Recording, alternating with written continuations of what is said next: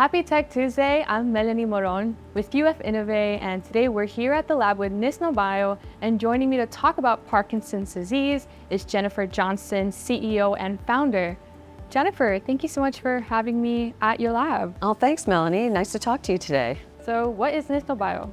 NysnoBio is a gene therapy company working on genetic cures for Parkinson's disease. A lot of people don't realize that young people are affected by Parkinson's disease as well. Up to 20% of Parkinson's disease is people who are under 40 years old. We're looking at genetic forms of the disease and replacing the gene in those genetic forms as a cure. And the hope is that when we cure young people, that mechanism can also work in the older people. And what is so important about young people getting tested for Parkinson's disease? Well, a lot of young people, when they get a diagnosis of Parkinson's disease, they feel like they're all alone and they're young and everybody's old and their therapy is different and it's harder to get treatment. I think getting a genetic test will open the door to them for getting specific genetic therapies that could actually cure their disease and help us then understand how to cure other people with Parkinson's disease. And how can people get tested? So the Parkinson's Foundation has a large-scale program where they're genetically testing anyone who's been diagnosed with Parkinson's disease.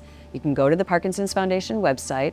They have a link that you can click. They'll send you a genetic testing kit. All you have to do is swab the inside of your cheek, put it into an envelope, and send it back to them, and then they'll get back to you with the information. How do you guys know the gene is working?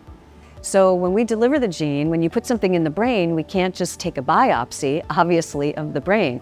So we've developed an artificial intelligence-based neural network imaging modality where you drink a glucose drink.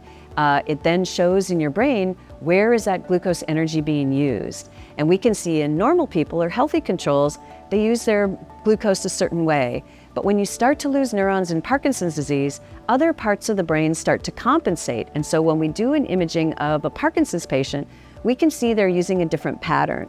So our goal is to use this imaging modality to reverse the disease pattern back to a normal pattern. Well, Jennifer, it was such a pleasure speaking to you today about your technology and research. Great, thank you, Melanie. Thanks for having us on Tech Tuesday. And that's another great Tech Tuesday in the books. We'll see you next week.